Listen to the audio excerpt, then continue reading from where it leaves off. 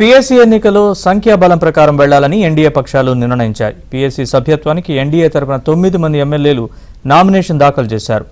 అటు వైసీపీ తరపున పెద్దిరెడ్డి రామచంద్రారెడ్డి నామినేషన్ దాఖలు చేశారు. 9 నామినేషన్లు మాత్రమే దాఖలైతే పీఎస్సీ ఎన్నిక ప్రక్రియ ఏకగ్రీవం కానుంది. పీఎస్సీలో ఉండాల్సిన సభ్యుల కంటే ఒక నామినేషన్ ఎక్కువ దాఖలు కావడంతో చైర్మన్ ఎన్నిక రసవత్రంగా మారింది. ఎన్డీఏ నుంచి 9 మంది, వైసీపీ నుంచి 1 కలిపి మొత్తం 10 నామినేషన్లు దాఖలయ్యాయి.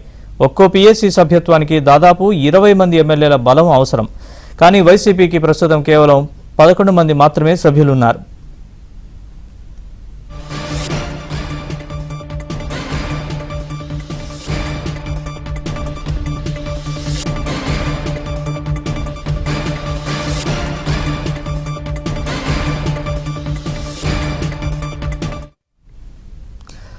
పీఎస్సీ ఎన్నికలో సంఖ్యాబలం ప్రకారం వెళ్లాలని ఎన్డీఏ పక్షాలు నిర్ణయించాయి.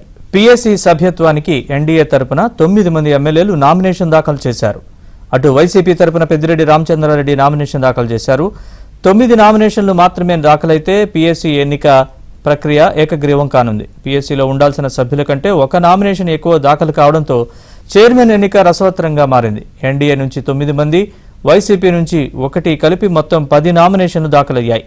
ఒక్కో పీఎస్సీ సభ్యత్వానికి దాదాపు 20 మంది ఎమ్మెల్యేల బలం అవసరం. కానీ వైసీపీకి ప్రస్తుతం కేవలం 11 మంది మాత్రమే సభ్యులున్నారు. ఇక ఇదే అంశానికి సంబంధించి మరింత సమాచారాన్ని మా ప్రతినిధి సత్యాన్ని అడిగి తెలుసుకుందాం. సత్య, పీఎస్సీ ఎన్నికకు సంబంధించిన పూర్తి అప్డేట్స్ చెప్పండి. నరేష్, పీఎస్సీ ఎన్నిక సంఖ్యాబలం ప్రకారం వెళ్లాలని ఎన్డీఏ పక్షాలు నిర్ణయం తీసుకున్నాయి. పీఎస్సీ సభ్యత్వానికి ఎన్డీఏ తరఫున నామినేషన్లు మొత్తం 9 మంది ఎమ్మెల్యేలు ఇప్పటికే దాఖలు చేశారు.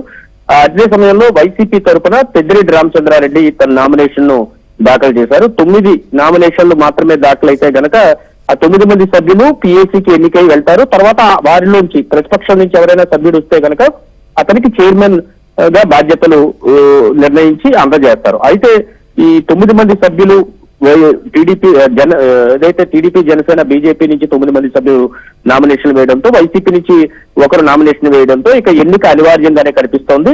కాబట్టి వైసీపీ నుంచి సభ్యుడు ఎన్నిక కావాలంటే 19.44 ఓట్లు, 175 డివైడెడ్ బై 9, 19.44 ఓట్లు రావాల్సి ఉంటుంది. అంటే సుమారు 20 ఓట్లు అవసరం అవుతాయి. అయితే ఇప్పుడు వైసీపీ వద్ద ఉన్న సంఖ్యాబలం కేవలం 11 కావడంతో వైసీపీ సభ్యుడు ఎన్నిక కాకపోతే మొత్తం 9 మంది కూడా కూటమి నుంచే ఎన్నికవుతారు. అప్పుడు పీఏసీ చైర్మన్ వీరిలో ఎవరికి ఇవ్వాలనేది నిర్ణయం జరిగే అవకాశం అయితే కనిపిస్తోంది. దీంతో వైసీపీ ఇప్పుడు ఉన్న సంఖ్యాబలం కంటే కూడా అధికంగా ఒక నామినేషన్ అధికంగా పడడంతో ఎన్డీఏ నుంచి 9, వైసీపీ నుంచి 1 కలిపి మొత్తం 10 నామినేషన్లు దాఖలయ్యాయి. ఒక్కో పీఏసీ సభ్యత్వానికి మాత్రం 20 సభ్యులు అవసరం. అయితే వైసీపీ వద్ద ఉన్న సంఖ్యాబలం 11 కావడంతో ఇప్పుడు ఎన్నిక అనేది చాలా రసవత్రంగా మారిందని చెప్పుకోవచ్చు. ఖచ్చితంగా వైసీపీకి ఉన్న సంఖ్యాబలం ప్రకారం వారి సభ్యుడైతే మాత్రం పీఏసీ సభ్యుల్లో ఒకరిగా ముందుకొచ్చే అవకాశం లేదు. 9 మంది సభ్యులు కూటమి నుంచే వస్తే కనుక వారిలో ఒకరికి పీఏసీ సభ్యత్వం ఇచ్చే అవకాశం అయితే కనిపిస్తుంది. గతంలో తెలుగుదేశం పార్టీ ప్రతిపక్షంలో ఉండగా వారికి 23 మంది సభ్యులు బలం ఉంది. 20 మంది సభ్యులు ఉంటే కనుక పీఏసీ మెంబర్ గా ఎన్నిక కావచ్చు. ప్రతిపక్షం నుంచి ఏ మెంబర్ అయితే వస్తారో వారిని పీఏసీ చైర్మన్ గా తరువాత స్పీకర్ నియమించే అవకాశం ఉంది. అప్పట్లో పయ్యావుల కేశవ్ని సభ్యునిగా పంపించిన నేపథ్యంలో ఆయన తరువాత పీఏసీ చైర్మన్ గా ఎన్నిక కాబట్టి, అయితే ఈసారి వైసీపీకి సంఖ్యాబలం లేని కారణంగా వారి సభ్యుడు ఆ పీఏసీలో సభ్యునిగా వేసినటువంటి నామినేషన్ లో ఆయన ఎన్నిక కావడమే కష్టంగా మారిన తరుణంలో మొత్తం మీద ఈ ఎన్నిక అనేది చాలా రసవత్రంగా మారిందని మనం భావించాల్సి ఉంటుంది. సత్య, అయితే తగినంత సంఖ్యాబలం లేకపోయినా పెద్దిరెడ్డి రామచంద్రారెడ్డి వైసీపీ తరఫున నామినేషన్ దాఖలు చేయడాన్ని ఎట్లా చూడాలి? అంటే సాధారణంగా వైసీపీ తీరు ముందు నుంచి రివర్స్ లో ఉందని చెప్పుకోవచ్చు. ఎందుకంటే ప్రతిపక్ష హోదా రావాలంటే మొత్తం ఓట్లలో 10% సీట్లు, మొత్తం సీట్లలో 10% సీట్లు రావాల్సి ఉంటుంది. అంటే 18 పైన సీట్లు వస్తేనే ప్రతిపక్ష హోదా లభిస్తుంది. గతంలో చంద్రబాబుకి 23 సీట్లు, గతంలో టీడీపీ హయాంలో 23 సీట్లు వచ్చినప్పటికీ అప్పట్లో ఒక 5 సీట్లు మేము లాగేస్తే మీ ప్రతిపక్ష హోదా కూడా పోతుందని సభసాక్షిగా అప్పటి ముఖ్యమంత్రి జగన్మోహన్ రెడ్డి ప్రకటించారు. ఇప్పుడు ఆ ప్రతిపక్ష హోదా కూడా లేని ఆ పార్టీకి పీఏసీ సభ్యులుగా ఎన్నిక కావడానికి కూడా బలం లేకపోయినప్పటికీ కూడా ఏ విధంగా అయితే ప్రతిపక్ష హోదా కావాలని అడుగుతున్నారు, అలాగే ప్రతిపక్షంగా తామే ఉన్నాం కాబట్టి తమ పీఏసీ చైర్మన్ కూడా ఇవ్వాలని డిమాండ్ చేస్తున్న పరిస్థితి అయితే ఉంది. అయితే రూల్స్ ప్రకారమే పోవాలని ఎన్డీఏ భావిస్తోంది. దానిలో భాగంగానే ఎన్డీఏ ఏదైతే సంఖ్యాబలం ప్రకారం ఎన్నిక కాబడతారో పీఏసీ సభ్యులుగా వారిలో ఒకరిని ఎంపిక చేయాలని మాత్రమే ఎన్డీఏ భావిస్తున్నట్టుగా మనకు ఈ జరుగుతున్న పరిణామాలు చూస్తే అర్థమవుతుంది. ఆ పరిణామాలు అర్థం చేసుకుంటే కనుక ఖచ్చితంగా వైసీపీ నుంచి ఎవరైతే పోటీ చేశారో అభ్యర్థి ఓడిపోయే అవకాశాలు ఉన్నాయి. ఎందుకంటే సంఖ్యాబలం లేదు కాబట్టి మిగిలిన 9 మంది పీఏసీకి వెళ్తే వారిలో ఒక్కరిని పీఏసీ చైర్మన్ గా నియమించే అవకాశాలు అయితే కనిపిస్తున్నాయి. సత్య, అయితే 9 మంది కూటమి తరపున నామినేషన్ దాఖలు చేశారని చెప్తున్నారు. వాళ్ళు ఎవరు?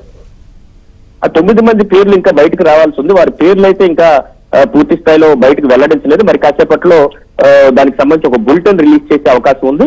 ప్రస్తుతానికైతే మొత్తం వైసీపీ నుంచి వెళ్ళిన ఒక్క సభ్యులే కాబట్టి సాధారణంగా ఈ నామినేషన్ వేయడానికి కూడా సభ్యులు రారు. వారి తరఫున ఎవరో ఒకళ్ళు వచ్చి ఆ పత్రాలు అందజేయడం జరుగుతుంది.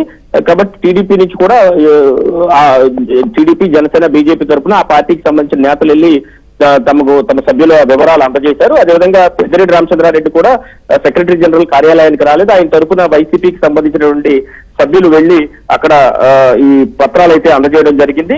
దీనికి సంబంధించి ఎవరెవరు టీడీపీ నుంచి ఎంతమంది అందులో ఎన్నికల్లో నిలబడ్డారు, వైసీపీ నుంచి ఎంతమంది అనేది మరి కాసేపట్లో ఈ బులెటిన్ రిలీజ్ అయితే తెలుస్తుంది. పెద్దిరెడ్డి రామచంద్రారెడ్డి తరఫున నామినేషన్ ను MLC Botsa, Thamballapalle MLA Peddireddy Dwarakanath Reddy, Darsi MLA Buchepalli Sivaprasad Reddy, Yerragondapalem MLA Tatiparthi Chandrasekhar అయితే అక్కడికి వెళ్లి నామినేషన్ ను సెక్రటరీ జనరల్ కి అయితే అందజేయడం జరిగింది.